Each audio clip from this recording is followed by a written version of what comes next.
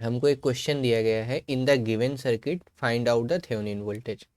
Thevenin voltage वो होता है जब हम लैब में जाते हैं ना, ये ओपन वोल्टेज जो यहाँ पे है, अगर मान लो मैं यहाँ पे अपना मल्टीमीटर लगा करके, ये इधर रेड वाला वायर और इधर ऐसे ब्लैक वाला वायर लगा के मल्टीमीटर में टेस्ट करूँ, तो यहाँ जो वोल्टेज आता है वो हमको शो होना चाहिए। ठीक है, उसको हम थेवेनिन बोलते हैं।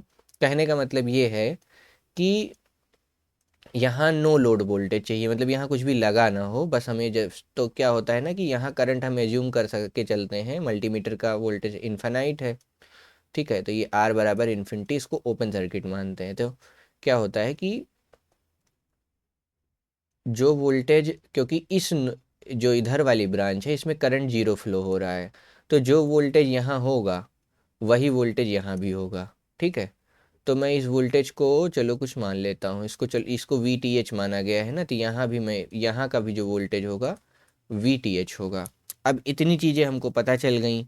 अगर हमको इतनी चीज़ें पता है ना, तो अब हम यहाँ पे के वी एल के सी एल कुछ भी लगा सकते हैं, बड़े आराम से लगा सकते हैं और सॉल्व कर सकते हैं। ठीक है, तो मैं इस नोड्स को सॉल्व करने की दृष्टि से मैं इसको एक्स, एक को एक्स मान ले रहा हूँ। ठीक है, और इधर वाले को वाई मान ले रहा हूँ। ठीक, अब मैं इसमें सिंपल सा के सी एल लगाऊंगा, क्योंकि मुझे और ज़्यादा कुछ आता नहीं है। ठीक है, अभी के लिए मान के चलता हूँ मुझे और कुछ नहीं आता है, मुझे बस सिंपल के सी एल लगाना आता है, और देखते हैं क्या ये क्वेश्चन मतलब के सी एल लगा के सॉल्व हो जाएगा। तो अगर मैं यहाँ की बात करूँ, तो यहाँ का वोल्टेज अगर वाई है, ठीक है, तो y minus zero divided by one. ठीक है, यानी हम मान रहे हैं यहाँ से जाने वाला करंट पॉजिटिव है, इधर जाने वाला करंट पॉजिटिव है, इधर जाने वाला करंट पॉजिटिव है इस नोड पे। तो y minus zero by one, plus यहाँ से एक माइनस वन एम्पियर का करंट आ रहा है, इसलिए मैंने माइनस वन लिख दिया।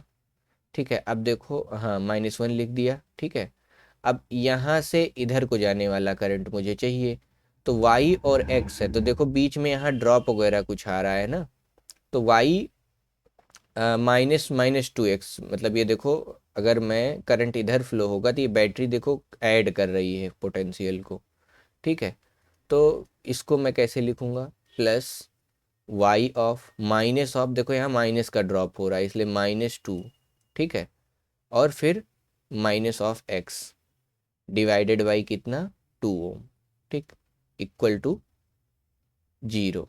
ये मेरी पहली केसीएल इक्वेशन हो गई। इसको थोड़ा और मैं सही से सॉल्व कर लूँ, तो इसको मैं लिख सकता हूँ y माइनस जीरो, अरे तो इसको सिर्फ y माइनस जीरो केवल y होता है ना, तो y माइनस जीरो को हमने y लिखा, माइनस वन लिखा, यहाँ देखो y plus two by two हो जाएगा, तो प्लस y बाई टू और प्लस वन माइनस एक्स, ठीक है, बराबर ये जीरो। ठीक है, बराबर जीरो। तो इसको मैं क्या लिख सकता हूँ, ये y plus y by two यानी थ्री वाई बाई टू हो जाएगा, और माइनस वन ख़त्म हो जाएगा, इज इक्वल टू एक्स। यहाँ से मुझे अपनी पहली इक्वेशन मिल गई। ठीक है, इसको मैं नाम दे दे रहा हूँ, ये इक्वेशन वन है। ठीक, अब चलते हैं यहाँ पे केसीएल लगाते हैं इस वाली जगह पे। ठीक है, इस नोड पे, तो ये पहली थी केसीएल एट वाई। ठीक, अब अगला केसीएल मैं लगा रहा हूँ केसीएल एट नोड एक्स। ठीक, मैं एक्स का, अब देखो मैं एज्यूम कर रहा हूँ करंट अब की मेरा इस डायरेक्शन में जा रहा है, इस नोड से इधर जा रहा है, इस नोड से इधर जा रहा है। ठीक है, और इधर जा रहा है। तो अब मैं यहाँ पे अगर केसीएल लगाऊंगा तो क्या लिख सकता हूँ, अब देखो करंट इधर जाना था, और ये पोटेंशियल में देखो क्या कर रहा है, इधर के पोटेंशियल में अ, अब यहाँ प्लस लगा हुआ है ना, तो देखो x minus two minus y, ठीक है, डिवाइडेड बाई टू ओम। फिर यहाँ देखो 2 एम्पियर का करंट आ रहा है, उल्टी डायरेक्शन में है हमारी नोड की, तो मैं इसलिए मैं यहाँ माइनस टू लिख रहा हूँ। ठीक, माइनस टू लिख दिया। यहाँ देखो x minus zero by two ओम हो जाएगा, plus x minus zero by two. मैं जीरो क्यों लिख रहा हूँ, मैंने इस नोड को ना जीरो मान लिया, इसके रेफरेंस में वोल्टेज हमसे पूछा गया है ना, ये जो ये वाला है, अगर इसको ग्राउंड कर दें तो ये वाला वोल्टेज कितना होगा, तो हमेशा जो पोटेंशियल नापते हैं ना, हम किसी चीज़ के रेफरेंस में नापते हैं। रेफरेंस में नापने के लिए हम जो सीआरओ वगैरह होता है ना, तो एक वायर यहाँ रेफरेंस के लिए कनेक्ट करते हैं और दूसरे को रख के हम नाप रहे होते हैं वोल्टेज। ठीक है, तो x-0/2। और यहाँ वाला तो कोई करंट फ्लो नहीं हो रहा है, तो चाहे जीरो लिखूँ चाहे ना लिखूँ, ये हो गई हमारी स्थिति। ठीक है, यहाँ ऐसे +0 लिख देता हूँ चलो अभी के लिए।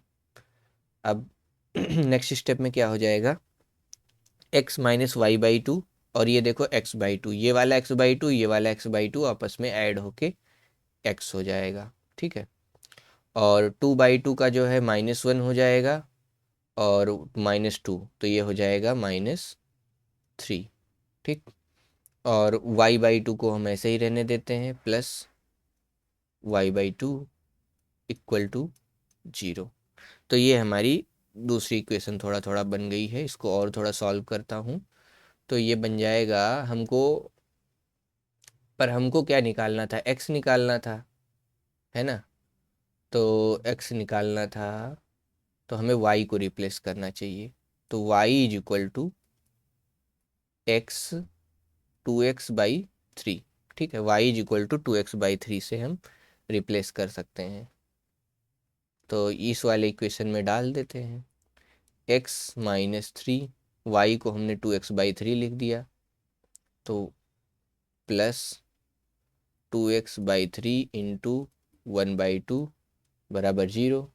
तो ये आ जाएगा x+x/3। तो x+x/3, x+x/3 is equal to 3। तो ये आ जाएगा 4/3x इज इक्वल टू 3। तो ये आ जाएगा x इज इक्वल टू 9/4। 9/4 कितना होता है,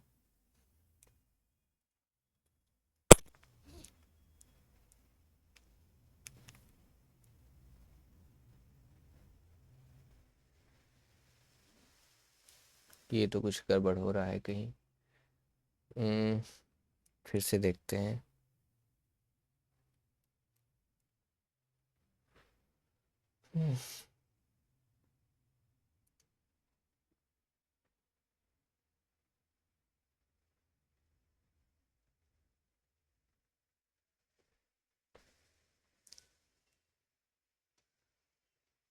y इज इक्वल टू 2/3 हो जाएगा।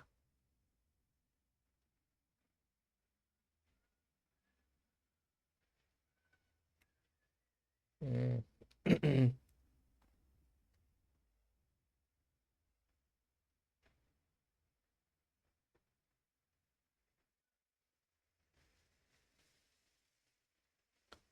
2/3, 2/3, 3+1 4/3 हो जाएगा। 4/3 3 या 9/4 होना है।